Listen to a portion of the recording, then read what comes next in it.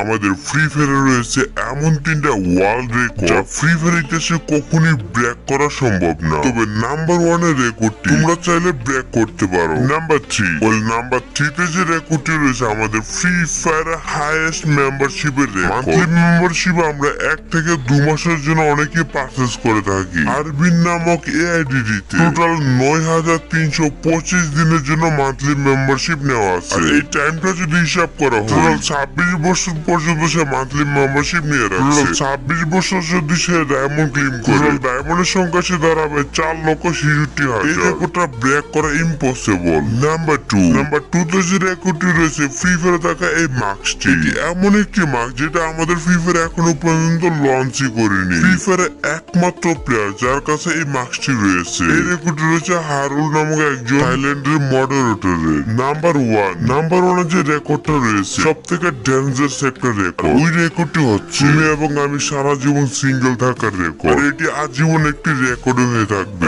এই রেকর্ডটি কোনো মেয়েশই ব্রেক করতে পারবে।